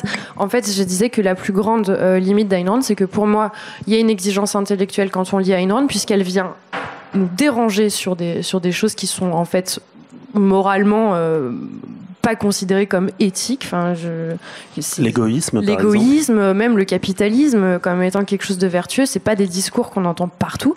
Et donc, Mais si ça a gagné, c'est là où on n'est pas d'accord. On entend partout que les riches sont esclaves des pauvres. Je vais finir par réussir à finir cette phrase. Je voulais juste dire que Ayn Rand, elle vient en fait, et c'est une exigence qu'elle écrit indépendamment dans ses romans, du libre arbitre. Elle dit il faut absolument, elle vient le cultiver en fait. Elle vient nous mettre devant des trucs en disant t'es d'accord, pas d'accord. Et donc chez vous, ça suscite, vous êtes offusqué de lire Ayn Rand. Il y a des gens au contraire que ça convertit. Il y a des gens que ça vient vraiment déranger. Moi, ça m'a beaucoup fait réfléchir. Donc tout le monde en fait de avant, après Ayn Rand, il y a une réflexion qui est initiée. Donc ça, je trouve ça intéressant parce que elle vous force à réfléchir. En revanche, là où elle a eu tort, c'est qu'elle vous dit de tout remettre en question, mais elle pense avoir les réponses à tout. Et ça, pour moi, c'est l'erreur, c'est qu'en fait, elle vous propose de douter, mais après, elle ne laisse plus de place au doute, au point qu'on n'a plus le droit de fumer parce que c'est pas éthique, ou qu'il faille considérer Atlas Shrugged comme étant... Ah oui, on est obligé de fumer parce que sinon c'est pas éthique. Elle a fumé toute sa vie, elle est morte d'un cancer. Fumé toute sa vie. Et donc pour moi, ça c'est l'énorme limite. C'est la limite de toute façon qui est. Enfin, il y a rien à dire sur sa secte. Hein. Je veux dire, c'est quelque chose qui est pas normal. C'est une sorte de et d'ailleurs, ses élèves les plus intéressants en sont partis rapidement. Donc voilà, ça, je tenais à préciser que c'est pour moi le gros point noir d'Ayn Rand. Est-ce qu'il y a encore quelques questions Il y a un truc que moi je voudrais dire qui relève de, disons, je sais pas, l'éthique du débat. Vous êtes dans une situation où finalement vous vous retrouvez avec 3 gauchistes et vous êtes en situation de minorité et c'est pas juste. Et je vous trouve plus intéressante quand vous parlez d'Ayn Rand que je ne trouve Ayn Rand intéressante. Et je pense que vous avez vraiment beaucoup de courage et de dignité d'avoir continué. Mais rejoignez-nous aussi très vite. Merci beaucoup. S'il y a peut-être une question. Oui, je sais pas si oui. Vous avez un tout petit peu fait allusion à sa philosophie, oui, l'objectivisme. Est-ce qu'il y a des traits originaux, parce que dans ce qui a été dit, ça donne l'image un peu d'une illuminée réactive, en fait, qui prend le contre-pied de ce qu'elle a vécu dans sa jeunesse, anticommuniste, donc elle semble vouloir juste inverser, écrire en miroir un anticommunisme, entre guillemets, primaire. Et on comprend bien, du coup, que ça aille bien avec l'Amérique macartiste, etc. Mais est-ce que... Alors, on voit des échos avec des thèmes philosophiques classiques, depuis l'anarchisme de Stirner, ou bien même le saint-simonisme, etc., avec une sorte d'élitisme comme ça. Mais est-ce qu'il y a quand même des concepts chez elle, un peu originaux, un peu forts, qui sont pas juste une version édulcorée, quoi, du capitalisme mainstream ou basique, même si on a dit qu'elle était assez proche du libertarianisme, quoi, finalement. Qu'est-ce qui est original, finalement, dans sa pensée, dans ses concepts, du point de vue théorique, en fait? Ses romans, je pense. Pardon, il faut que je... Probablement, et je pense qu'on sera d'accord sur ce point, philosophiquement, je pense pas qu'elle ait créé quelque chose. Je pense qu'elle a créé quelque chose avec ses romans, qui produit plus d'effets théoriques que ça, par exemple, ou un autre texte qui s'appelle la minorité exploitée aux États-Unis, la grande entreprise. Voilà, des trucs comme ça. C'est de l'idéologie de base. Ces romans, on les aime ou on les aime pas. Moi, c'est pas ma passion, mais je peux reconnaître quand même un souffle épique. Je peux reconnaître quelque chose qui a inspiré beaucoup, je pense, chez elle, mais peut-être je me trompe et sous votre contrôle, je le dis, mais Hugo, Dickens, c'est des gens qui l'ont beaucoup influencé. Et on retrouve quelque chose de ça. Peut-être pas au même niveau de génialité quand même que Hugo et Dickens, faut pas déconner. Mais bon, il y a quelque chose, et il y a quelque chose de théorique qui passe, alors moi qui me révulse, ou m'offusque, comme vous avez dit, mais qui est beaucoup plus puissant théoriquement. Vous voyez ce que je veux dire, ou je m'exprime vraiment trop mal? Dans sa construction romanesque que dans ses constructions théoriques. Voilà. Alors, je vais avoir une réponse légèrement différente, mais je suis complètement d'accord avec ce que vous dites. Les romans sont... en fait, Ayn Rand, comme je disais tout à l'heure, son but ultime, c'est de peindre l'homme idéal. elle voulait être romancière, elle s'est formée pour être romancière et donc elle le fait beaucoup mieux à travers la fiction qu'à travers ses essais théoriques. Donc par ailleurs c'est venu après. C'est-à-dire que c'est en rencontrant Nathaniel Brandon, donc son élève, qui décide de faire un institut, et surtout parce qu'il y avait énormément de questions en fait de ses lecteurs pour comprendre la philosophie de ces personnages. L'originalité d'Ayn Rand sur sa philosophie, déjà, c'est qu'elle est from scratch. Enfin, alors, elle a des influences qu'elle ne reconnaît pas, mais nietzschéennes qui sont claires pour le coup. Mais elle se revendique d'Aristote aussi, que manifestement elle n'a pas non plus hyper bien lu. Donc c'est un peu, enfin là-dessus elle n'est pas très solide. En revanche, ce qui est très intéressant, c'est qu'elle crée une philosophie, un système philosophique intégral et qui justement conduit à la secte parce que c'est un système qui laisse pas de place au doute et qui a une cohérence interne quasiment parfaite. Le système, je fais très rapide parce qu'on ne va pas rentrer dans les détails, mais la première c'est la métaphysique. Il y a un monde qui existe plutôt que rien et on a accès à ce monde et elle reprend la figure, la formule d'Aristote A et A. Donc A ne peut pas être B, peut pas être C, A et A. Et donc cette réalité tangible, on est capable de la connaître par numéro 2, l'épistémologie. Et l'épistémologie, chez Ayn Rand, c'est la raison. L'être humain est venu sur Terre doté comme seul outil de connaissance de la raison, et donc c'est son outil de survie. Du coup, l'être humain qui n'utilise pas sa raison pour vivre est un mort-vivant et ne répond pas à une éthique. Et l'éthique, pour elle, c'est d'être égoïste, puisque la survie passe par la satisfaction donc passe par la survie du coup. La vie en fait est la vertu numéro 1 et pour survivre chez Rand il faut être rationnel et penser. Donc l'objectif moral de l'homme c'est de penser et donc s'il est rationnel il devrait être égoïste. Et ça pour le coup c'est un raccourci qui peut être parfaitement discuté. Et ensuite la conclusion de ça c'est que le seul système politique qui respecte cette vision de l'homme, c'est le capitalisme, puisqu'il ne prive pas l'individu de la jouissance des biens qu'il a accumulés pour survivre. Donc à partir de là, elle crée donc ce qu'on appelle l'égoïsme rationnel, et donc qui est toute cette pensée. Et ça, l'objectivisme, c'est très critiquable. Il y a plein de choses qui sont pas forcément pertinentes, mais je dirais que c'est quand même la grosse originalité d'Ayn Rand d'avoir écrit from scratch une philosophie.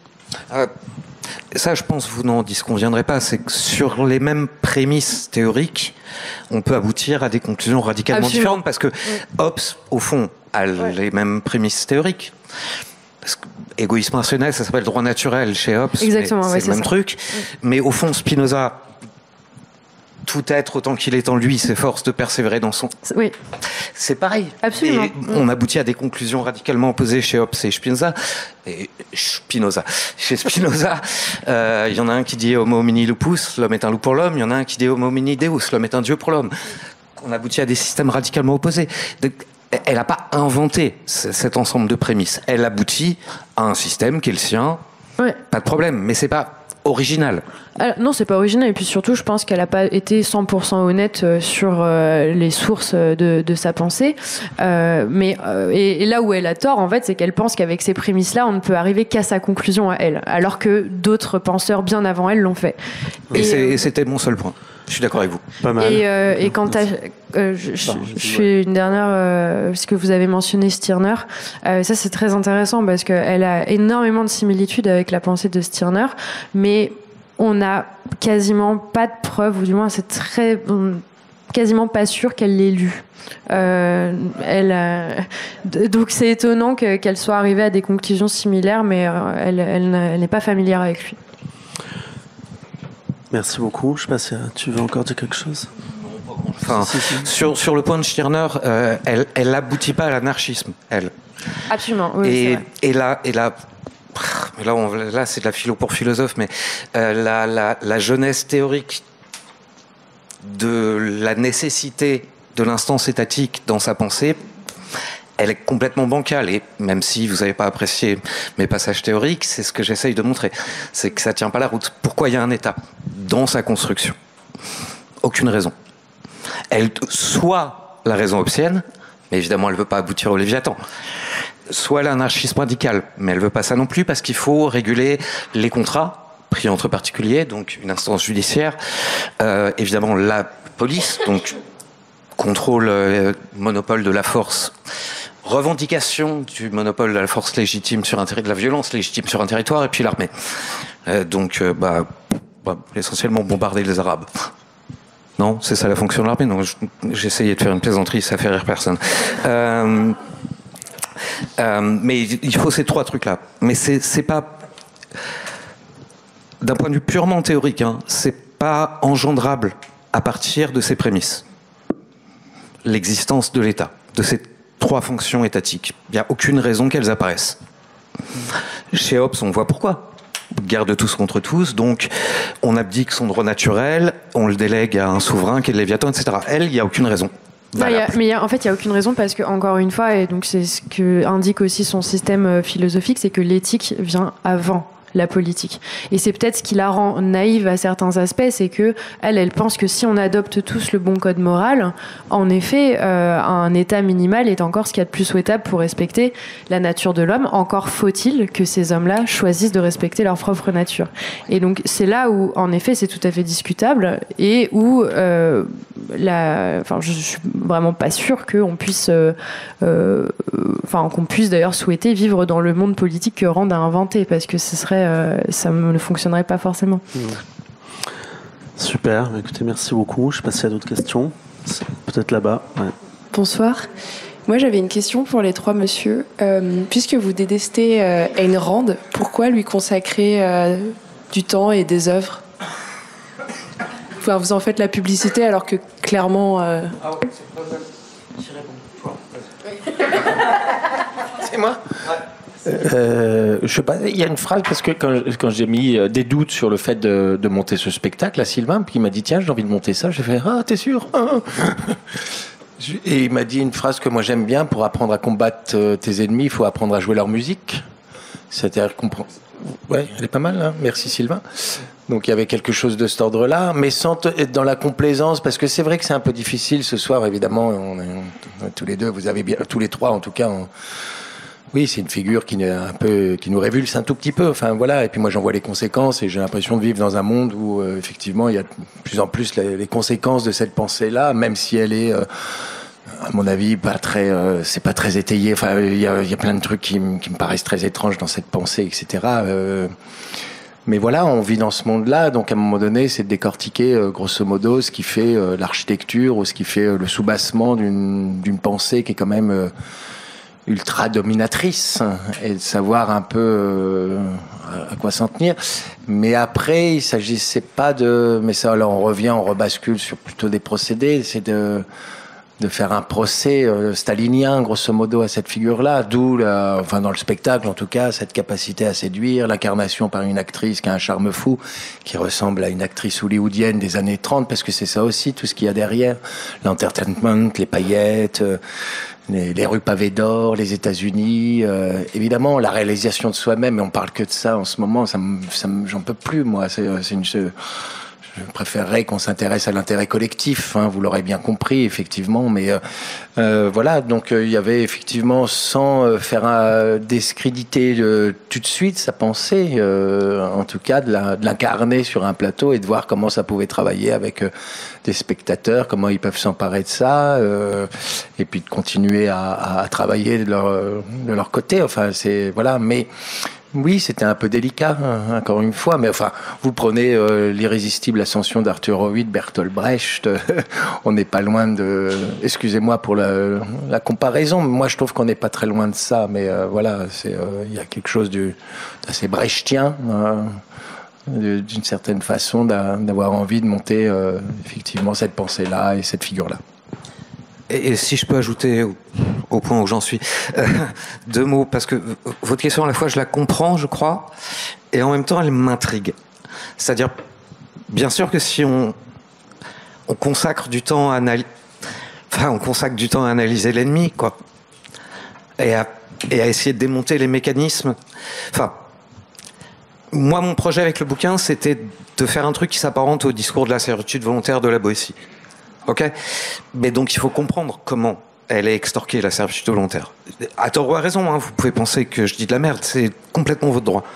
Mais c'était ça le but. Mais donc il faut analyser les mécanismes à travers lesquels on extorque aux gens une soumission volontaire à, encore une fois, un ordre, un système, des structures sociales qui les broient. C'est formidable d'écrire sur les gens qu'on admire. Hein. Moi, j'espère un jour que j'écrirai sur Spinoza, qui est ma grande admiration philosophique. J'espère qu'un jour j'écrirai sur Malcolm Lowry, qui est ma grande admiration romanesque. Mais des fois, il faut aussi essayer d'analyser le discours de l'ennemi ou de ceux qu'on considère comme les ennemis. Encore une fois, Ayn Rand est une métonymie de tout ça. C'est pas elle. C'est tout ce que ça charrie. Pas juste cette pauvre personne. Voilà. J'espère que ça répond. Là-bas. Bonsoir, merci. Non, c'est une question pour vous, Mathilde Berger-Perrin.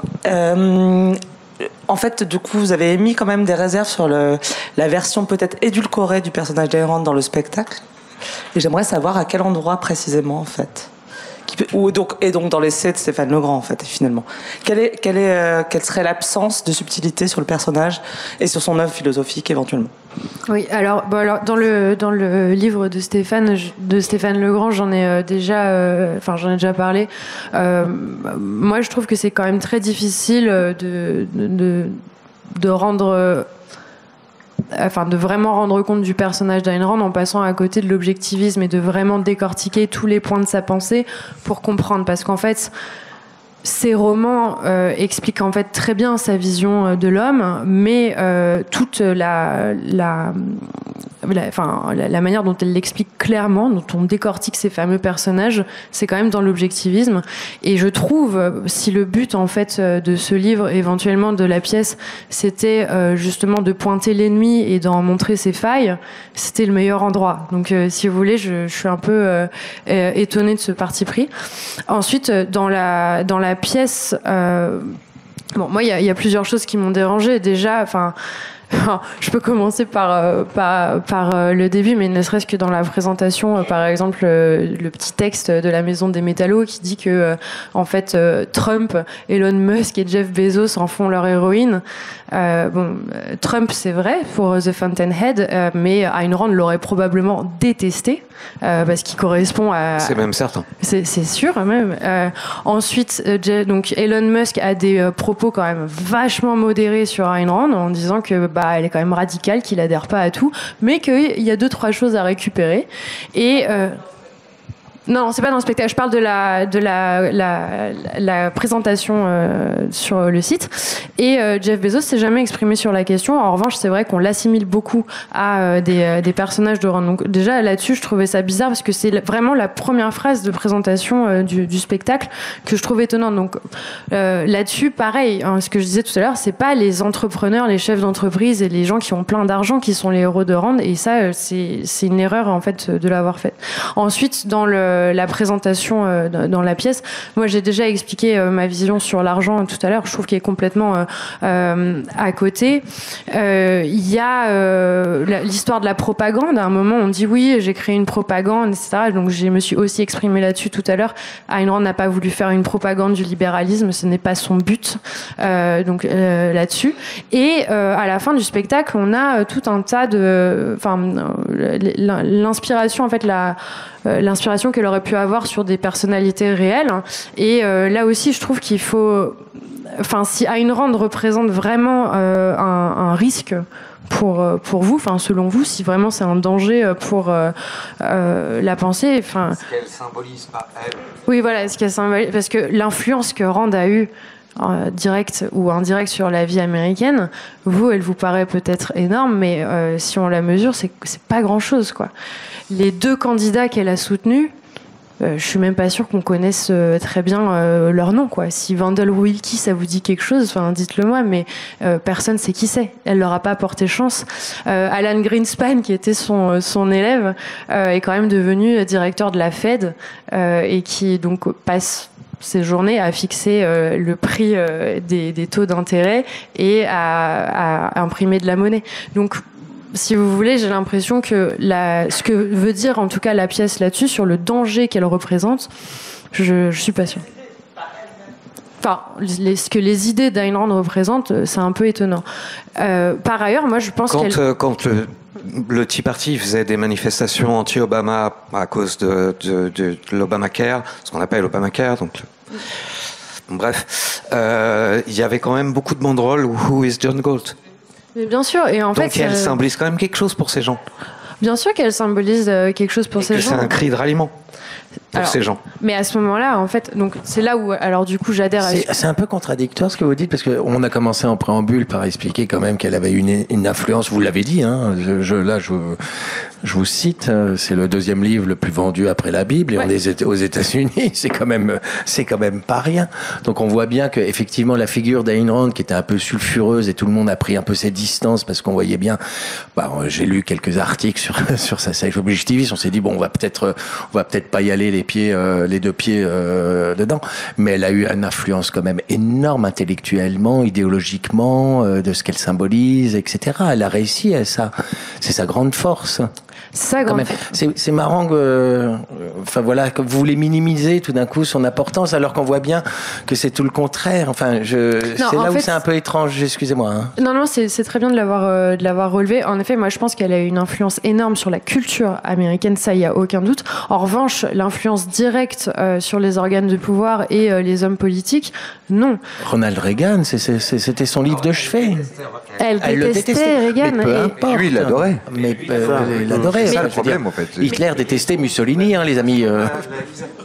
En fait, c'est aussi ce que je reproche. Ce que je sais pas comment expliquer, mais je pense aussi que c'est des gens qui n'ont pas forcément compris, et d'ailleurs la plupart des gens qui la suivaient, elle les détestait, elle les méprisait, mais elle avait un tel culte de la personnalité que bien évidemment elle s'est coupée avec tout le monde. On voyait Ayn Rand est la plus grande chose qui a jamais été on peut évidemment qu'elle détestait tout le monde, elle allait pas se faire des amis, il manquerait plus qu'elle soit altruiste, tiens.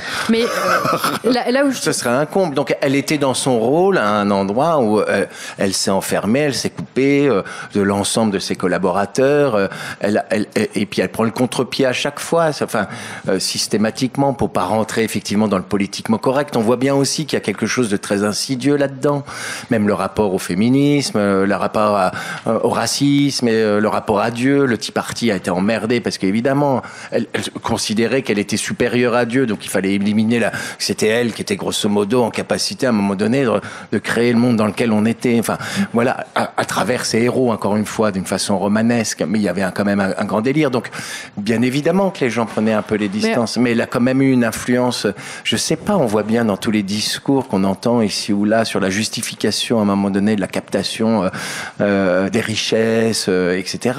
Mais le ruissellement... Pardon ? Pardon. On peut repartir sur King Vidor ou sur Vincent Minnelli, je suis meilleur.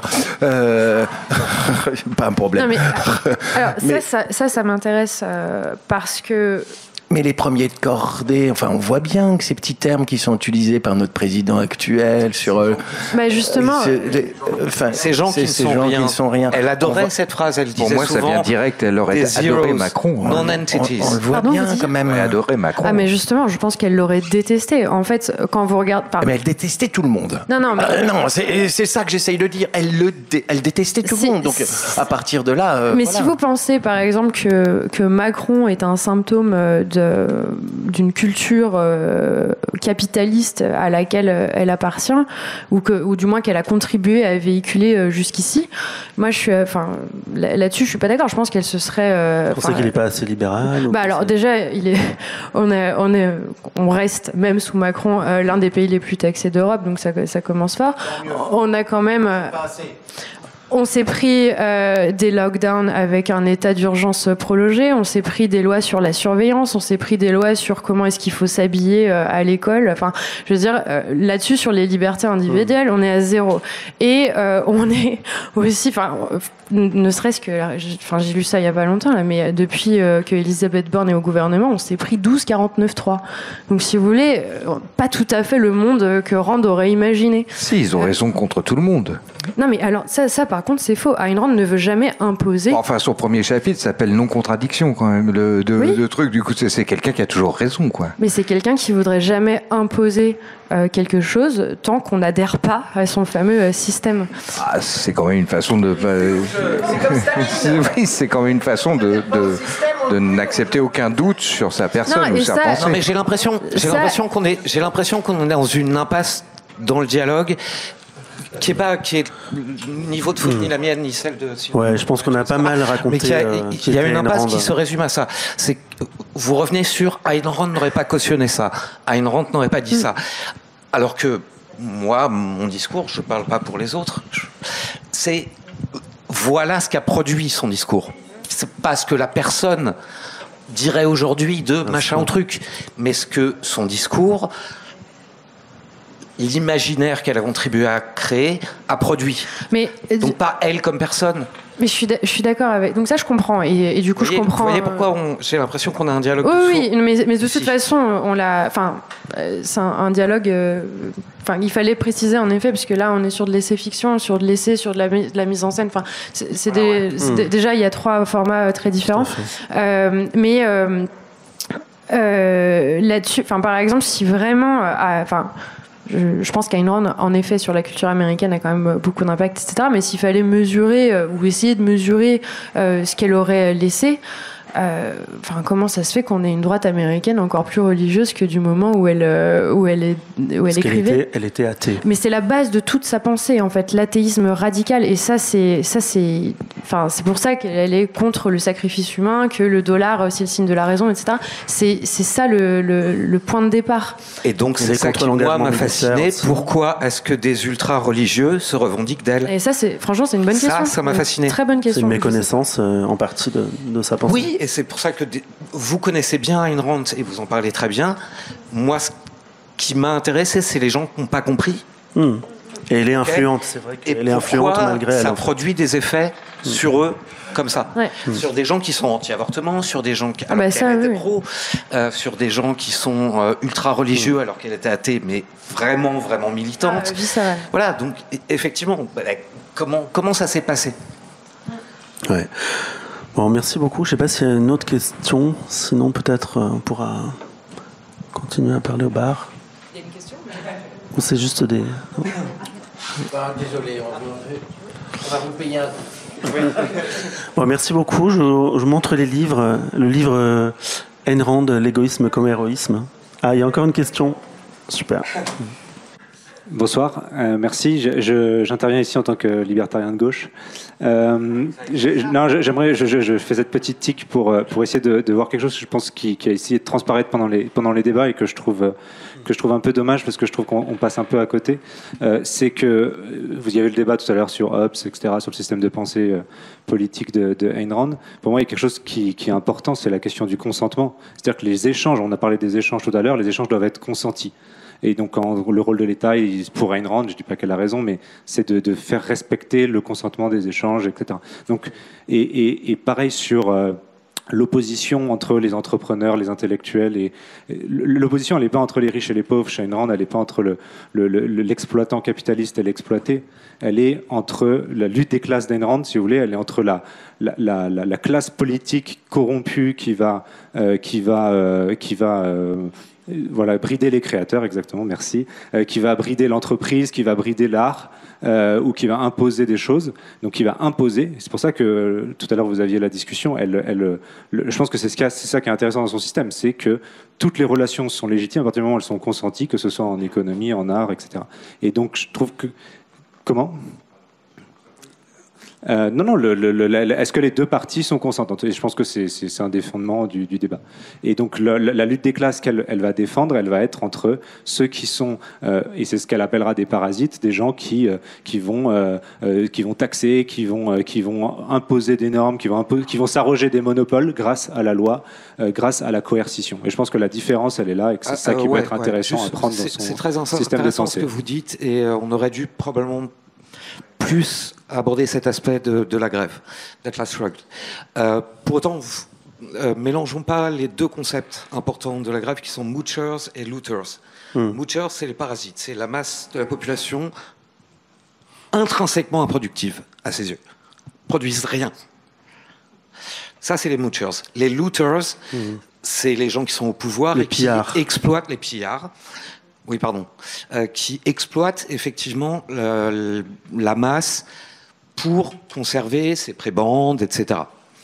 Mais c'est pas. Il y a quand même la critique des moochers aussi, c'est-à-dire des parasites, c'est-à-dire de la masse improductive à ses yeux de la population. C'est-à-dire les gens qui travaillent avec leurs mains, qui vont au job le matin, ils produisent rien en termes de richesse. Et ça, elle est très claire là-dessus, désolé. Ils ne produisent pas de richesse, c'est pas eux. C'est les génies créatifs qui produisent. Non, mais alors... Non, parce qu'elle parle de la division du travail aussi, où elle dit qu'en finalement chacun va travailler à sa mesure et qu'en fait, du coup, c'est quelque chose. En fait, elle fait l'impasse sur l'exploitation. C'est là où je suis pas d'accord avec vous, parce que les moochers, déjà, donc, si on lit vraiment la grève dans sa logique, ce qu'elle explique, c'est que les moochers sont des moochers à cause des looters. C'est-à-dire que là, si ils sont moochers, parce que finalement, les créateurs sont des gens qu'on fustige, qui ne sont pas des modèles et dont on pense du mal. Et donc, évidemment, ça encourage personne à créer. Ça, c'est une chose. En revanche, je reviens sur le fait que chez Ayn Rand, il n'y a pas de petites gens, que pour elle, n'importe qui peut devenir un John Galt, bien sûr, un Howard. Et c'est ça le mythe. Le mythe du self-made man, c'est ça la structure avec laquelle ils nous entubent. Oui, tout le monde peut. Sauf que si t'es né arabe en banlieue, t'as moins de chances que si t'es né fils de Vincent Bolloré. Merde. Non, mais merde. Mais non, tout le monde n'est pas capable. Il y a un truc qui s'appelle la sociologie et qui montre que non, tout le monde n'a pas les mêmes chances. Qu'elle fait l'impasse. Alors, je reviens sur le fait que déjà, ce sont. Non mais bien sûr que c'est important, sauf que Non mais cette construction atomicide de la société, on n'est que des individus tous, absolument, on part avec les mêmes chances. Bah, c'est toute la faille de sa pensée. Non mais on est d'accord. C'est un mensonge. Surtout que dans ces livres, les gens sont attaqués sur leur physique. Il y a des gens qui ont le bon physique, d'autres qui ont le mauvais physique. Touet par exemple. Tu vois, le type le plus haïssable du monde, etc. Et il est forcément laid. Ça se voit sur et franchement, c'est un personnage du. Oui, qui est un personnage dans The Fountainhead. Non, je reviens sur le fait que je suis pas en train de faire une critique de la sociologie. On est en train de parler de ses romans et de comment est-ce qu'elle voit les choses. Ça paraît utopique et c'est des romans, c'est aussi fait pour de montrer où est-ce qu'elle veut aller. Par ailleurs, donc je reviens sur le fait qu'il n'y a pas de little person chez Ayn Rand, c'est quelque chose qu'elle dit. Et ce que vous avez mentionné sur la division du travail, c'est que chacun travaille à la hauteur de ses moyens et de l'usage de sa raison en fonction de ce qu'il veut faire. Et chez Ayn Rand, il n'y a pas de hiérarchie de valeur entre la personne qui décide de faire de la poterie chez elle ou de la sidérurgie et le grand patron qui décide de diriger une entreprise. Et ça, Mais c'est vrai qu'elle fait quand même l'impasse justement sur les difficultés que certaines catégories Absolument. pourraient avoir, parce qu'elle est ouais. contre la discrimination positive. Elle est contre la discrimination positive. Dans son système de pensée, c'est cohérent, mais c'est vrai que sociologiquement, ça peut être problématique. Mais ça, pour le coup, c'est... Pour moi, c'est une négation de la possibilité même d'une sociologie, sa pensée. Oui, mais par ailleurs, ce qu'elle explique, en tout cas, ce qui est montré dans la grève, c'est que s'il y a des gens qui ont aussi moins de chance que d'autres, c'est en raison des looters. Et donc, la logique... Tout est à refonder. La logique, mais c'est ça, c'est qu'en fait, pour elle, il faut tout reprendre à zéro. Donc... C'est quoi zéro ? C'est par exemple quand on débarque dans le Nouveau Monde, c'est de nier totalement ceux qui habitaient avant, qui ont une autre logique de pensée, une autre façon de fonctionner en société. Et l'Occident arrive là-dessus et dit c'est comme ça qu'il faut vivre. Et ce que vous avez créé avant ne vaut rien. Enfin, ce serait quand même de la mauvaise foi de nier ça chez elle. C'est-à-dire qu'elle pense qu'il y a une seule pensée possible, quoi. Ah, mais ça, non, alors ça, non, mais du coup, ce que ça veut dire pour tous ceux qui étaient avant, c'est pas possible. C'est une négation de l'histoire. Enfin, c'est une négation de l'humanité. Ayn Rand ne veut pas imposer ses idées. Elle pense juste que la seule manière. Non mais. Là, quand même. Non mais. Quand on commence une phrase par non-contradiction, on sait qu'on ne veut rien imposer. Oui, mais là, encore une fois, Ayn Rand, je reviens sur la conception de sa politique, puisque en fait, Ayn Rand ne veut pas que du jour au lendemain, il y ait un gouvernement qui dicte l'objectivisme à tout le monde. Ça ne l'intéresse pas. Et ça, elle n'utilisera pas des moyens légaux pour que tout le monde adopte son code moral. Ça, je suis d'accord avec vous et je m'en réjouis. Mais ce qui m'a donné envie de porter ce truc sur scène et d'en faire quelque chose, c'est justement pour témoigner de ce qui... Enfin, moi, quand je l'ai lu, ce que ça m'a fait, je me suis dit, mais je suis dans le monde, je vis dans le mode de pensée qu'elle décrit dans les années 40, et ce truc des parasites et des martyrs créateurs avec que ce soit le dollar ou la croix du Christ, finalement, elle en fait des martyrs ils sont esclaves de la masse. Enfin, le retournement, la grève, les patrons qui sont exploités par le reste de l'humanité, elle en fait des martyrs. Enfin, c'est complètement contradictoire. Enfin, j'ai rien trouvé de très logique là-dedans, hein. Mais j'ai voulu témoigner de ce truc. Ça m'a, disons, ouvert les yeux sur des phrases, les gens qui ne sont rien, etc. Même si on peut pas. En fait, je me fous que Ayn Rand ait aimé Macron ou pas, mais je reconnais dans ce mode de pensée-là, dans la théorie du ruissellement, des matrices qui sont là-dedans. Alors oui, et après, un truc peut-être où on sera d'accord avec... enfin, on peut peut-être tomber ensemble d'accord avec Ayn Rand, c'est que une de ses plus grandes haines, c'est aussi le chronicapitalisme qu'elle essaye de justement... montrer plutôt dans The Fountainhead d'ailleurs que dans La Grève, où c'est finalement une petite élite qui s'acoquine avec des gens qui sont déjà héritiers en fait, qui ont déjà du patrimoine et des entreprises et qui vont faire circuler les capitaux que entre eux. Et Tu es héritière aussi. Absolument, elle est héritière, mais pour elle, si vous lisez ce que dit, les interviews qu'elle donne sur Dany, elle pense que c'est une anti-héros jusqu'à ce qu'elle comprenne la morale de John Galt. Bon, on va peut-être... Je pense qu'il faudra la lire, aller voir votre spectacle, vous lire. Donc, merci beaucoup pour votre parole. Et voilà. Donc, le livre de Mathilde et le livre de Stéphane qui est ici. Et le spectacle de Mathieu et Sylvain. Voilà. Merci à vous.